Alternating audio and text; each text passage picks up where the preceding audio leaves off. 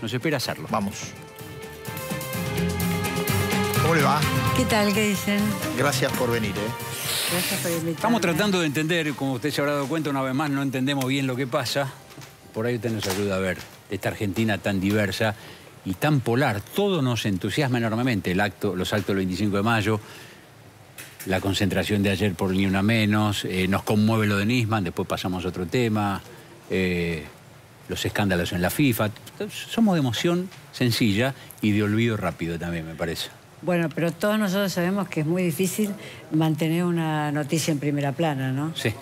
Eso es muy difícil. Sí. Los que estamos en el periodismo y no Sí. ustedes que son profesionales de hace años en eso, saben que mantener una noticia en primera plana, incluso una investigación periodística que necesita varios días para ser expuesta, es muy difícil. Un diario tiene que jugarse más bien a mantenerla. ¿Y por qué? Porque la opinión pública es lábil.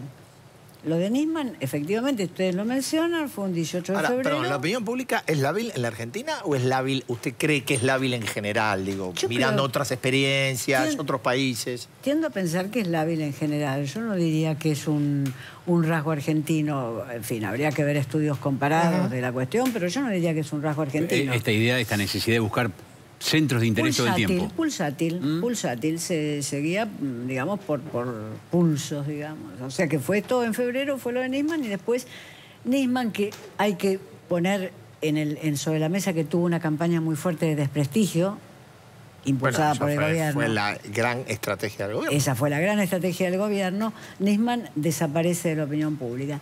Yo pienso que lo de ayer puede tener efectos más duraderos. Quizás no sean del impacto que fue lo de Nisman, sino efectos más duraderos en la sociedad.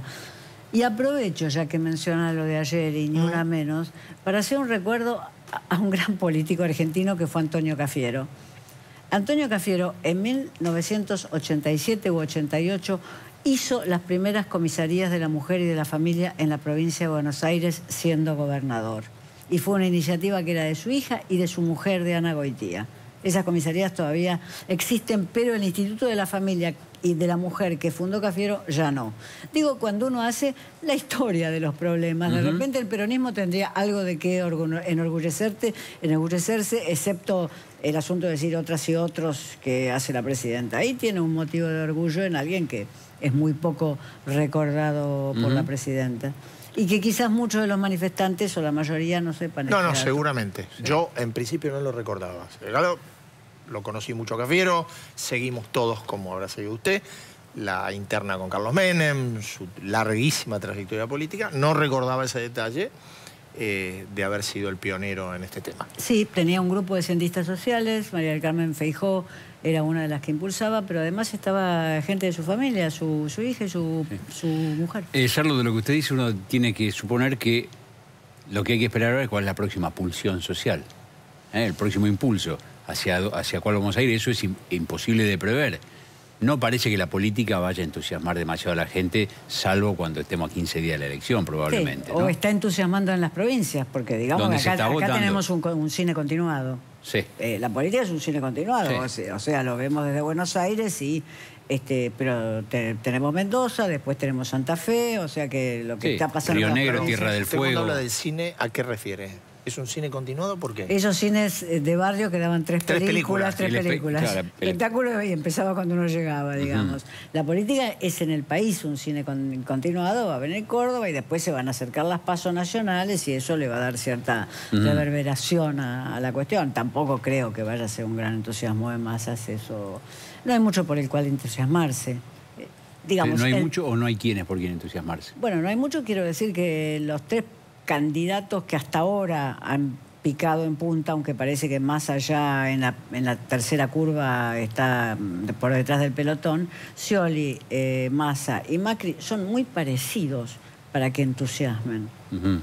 Ahora, digo, no es que uno parezca John Wayne, el otro parezca Gregory Peck. No, son todos muy parecidos, como si todos respondieran a un esquema.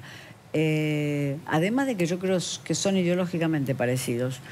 Pero entonces tampoco es que marcan una diferencia tal que la gente dice yo por me juego. Uno diría en un país normal, como el que nos propuso Néstor Kirchner el 25 de mayo de 2003. Años, Uno diría, y si los candidatos son parecidos es porque la sociedad se ha corrido al centro, a cierto lugar moderado, donde no hay grandes cuestiones por resolver, sino enfoques y correcciones parciales de un rumbo social ya decidido. No parece ser el caso argentino, qué sé yo. No parece, pero es así, porque, así funciona. Digamos, si uno crea el Observatorio Social de la Universidad Católica, estamos con un 30% de pobres. No sé cuántos hay si le crea el INDEC, pero bueno, ¿quién de nosotros le crea el INDEC? Entonces, en un país donde hay un 30% de pobres y un 7 o un 8% de indigentes, en fin, hay que ver los números que ellos pasan, donde se ha magnificado la diferencia entre los más altos, los ingresos más altos y los más bajos, estamos frente a un problema. No somos Alemania. No somos Alemania. No, eso seguro. Seguro que no, ¿no? No, recién usted decía que había como un parentesco entre los candidatos principales, ¿no? Entonces, y que más o menos todos tenían el mismo formato, y el formato uno lo podría definir como un formato muy dietético, por llamarlo de alguna manera. Ahora, ¿cómo la sociedad produce esto o lleva esto como expectativa de futuro mientras mantiene con niveles de aceptación muy altos una presidenta que es lo opuesto a aquellos que se proponen como futuro? En 12 cuotas, además. En 12 cuotas. En 12, habría que agregar que se lo mantiene en 12 cuotas. Que hoy son 12 cuotas, antes fueron otros derechos que se ampliaron, por ejemplo, algunas medidas que yo apoyo decididamente, como la de las jubilaciones y la asignación universal, pero digamos, está mantenido sobre el consumo cuando muchos economistas, incluso economistas de corte no reaccionario, digamos, o no de derecha, dicen que sobre el consumo no se puede seguir manteniendo la Argentina, que exclusivamente sobre el consumo no se puede seguir manteniendo la Argentina. Te dice que es el consumo y no el relato, lo que hace esa imagen épica que nos transmite la presidenta, que pretende El relato transmitir. siempre es lindo mientras haya algo sobre la mesa, ¿eh? Digo, si no, se pone aburrido o se lo descree. No creo en esa posibilidad de relato tan fuerte como que pueda vencer a ciertos límites materiales. Después están cuestiones identitarias que sí son importantes, que podríamos analizarlas. Es decir, hay una... Por ejemplo. La cuestión identitaria que ella recoge de la tradición peronista, lo nombre o no a Perón, la nombre mucho o no a Eva, ella recoge una tradición identitaria. No porque haya peronistas que vienen desde 1943, sino sobre ahí se reproduce un sistema de identificaciones y por tanto, Cristina, hay algo de ese piso que tiene que está formado con una tradición peronista. Sí, y hay, uno podría decir, a lo mejor usted no lo comparte, pero que hay de alguna manera un rescate aún declinante de simbologías del primer peronismo. En algunos puntos yo diría que es idéntico. En la relación que tiene con lo más avanzado de las tecnologías mediáticas es igual que fue Perón. Perón llegó en su época, claro. En su época, sí, porque sí. Perón llegó al gobierno y se iba una vez por semana a visitar las radios, que en ese momento era el Twitter. Claro, era Twitter. Exactamente. En ese momento las radios eran Twitter más lo que es hoy televisión, porque tenían un público, no el público de Twitter, sino que tenían todo el público. Perón se iba a visitar las radios. Cuando uno mira revistas de los años 40, sí, uno ve las fotografías de Perón o de algún otro coronel del golpe del cual hoy son el 4 de junio, digamos, claro, que se realizó el 4 de junio del 43, que está visitando radios. Y no era simplemente para conocer actrices, era para conocerlo a Yankelevich, que era el dueño de Radio Belgrano, era para establecer una alianza con ese poder mediático. Perón tuvo muy en claro eso, y tuvo muy en claro el sentido del espectáculo.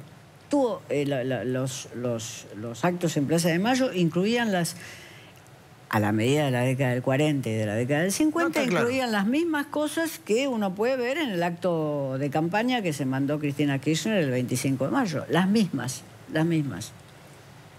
¿Y eso de qué habla? ¿Habla de una habilidad de la presidenta?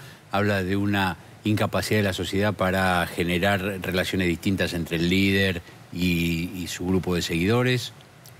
¿Habla de nosotros o habla de ellos? Bueno, habla de que un liderazgo carismático se constituye de esa manera, con espectáculo, con discursos muy calientes. No sé, líderes carismáticos con discursos fríos no existen. Aún cuando uno ve películas documentales de Hitler, para poner un ejemplo, que no tiene nada que ver con la Argentina, está claro. aclaro, pero que es alguien muy desagradable, pero sin embargo es caliente. Es decir, los líderes carismáticos con discursos fríos no existen. El mejor orador que yo he escuchado en toda mi vida fue Chávez. El mejor orador presente, que yo fui a Ferro y lo escuché desde el pasto de la cancha, el mejor orador que yo escuché nunca, orador político. Es decir, los líderes carismáticos tienen que tener discursos carismáticos. Y los discursos carismáticos son audibles incluso por aquellos que estamos en contra de las opiniones que expresan. Y no vamos a hacer una sociedad en algún modo huérfana, porque lo que viene no es liderazgo carismático. ¿No vamos a extrañar este liderazgo carismático de 8, 10, 12 años? No sé, supongo que sí, supongo que... Digo, porque uno se hace el hábito del discurso caliente. Y yo decía, este pibe que... Aunque sea para criticarlo, digamos, nosotros bueno, vamos a tener a favor o en contra. menos objetos de crítica. Sí, pero la verdad que no sé cómo se va a procesar la salida de un liderazgo caliente hacia presidentes que van a ser más normales, reaccionarios, de derecha, lo que sea, pero más normales, digamos. No sé cómo se va a procesar. Quizás sea simplemente que también pase. Quizás lo único verdadero que haya hecho el finado Grondona es decir que todo pasa. Todo pasa. Quizás lo único verdadero que haya hecho. Ahora, en su vida. ¿a usted le dice algo, Sarlo, esta cosa que usted escribía recién de, a ver, un país que más allá de los contextos repite en términos sociales, en términos de liderazgos, en términos políticos, una historia que tiene 70 años? Sí, pero tiene innovaciones. Porque hoy, si uno dijera cómo vienen las elecciones en este país, es de cada pueblo un paisano y cada quien con el que elija. Es decir, ahí han estallado los partidos políticos, excepto el justicialista, y más o menos, y tenemos en cada circunscripción, en cada intendencia, en cada provincia, alianzas de manera diferente. Ahí hay un estallido que anuncia quizás lo nuevo. Eso es completamente nuevo. No teníamos antecedentes de ese estilo. Que para ganarle a Zapaga hay que hacer esto en Neuquén, que para ganarle a aquel hay que hacer esto otro, que nos juntamos con este aquí, pero no con este allá. No teníamos antecedentes de ese estilo. El radicalismo era un partido realmente que no le gustaban las alianzas. Y de repente acá está haciendo una alianza con un paisado diferente en cada provincia. Lo que acaba de hacer Sanz en el nombramiento de Lucas Liach como vicepresidente, uno diría que es el estilo de lo que se llama la pospolítica. Pero esto no tiene nada que ver con los méritos intelectuales de Lucas Liach, que ha escrito un libro muy, muy bueno con Pablo Belchunov. No tiene nada que ver con él lo que estoy diciendo. Tiene que ver con alguien cuya carrera a los 40 años no ha sido dentro de la política. No es el caso de todos los académicos. El vicepresidente de Bolivia es un académico. Ahora, desde el 90 estuvo en el Tupac Katari, estuvo preso 10 años, se hizo académico en la cárcel. Es otro perfil de académico. Viene desde el 90, es un hombre 10 años mayor que el Liach. O sea que es como si uno dijera que el Liach está militando desde el 2000. No, es decir, es un candidato sin carrera política. Esto no tiene que ver con él, esto tiene que ver con la realidad que estamos enfrentando. ¿Qué pasa? Esto es inédito en el radicalismo. El radicalismo, si no tenía un apellido más o menos conocido, mejor. Pero sobre todo, si no había hecho la carrera política del radicalismo, que quería decir la franja morada, que quería decir el comité barrial, etc., no llegaba. No cotizaba. Y de repente, ¡paf!, un candidato que carece de currículum vitae político. Esto es lo nuevo. Dígame, yo por lo menos para cerrar, y lo más cortito, usted, a ver, ¿este tiempo que viene le genera expectativa, le genera entusiasmo, le genera esperanza o está más bien de observadora? Yo no tengo candidato quizás con posibilidad de victoria en estas elecciones. Mi esperanza es para adelante.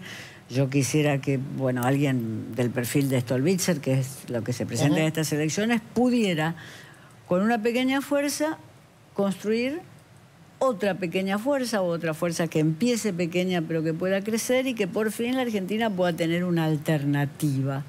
Dado que no nos está sucediendo lo de España, es decir, acá no hay grandes movimientos sociales que luego vayan a elecciones, al tiempo construir una alternativa. Candidatos en estas elecciones no tengo, no los votaría.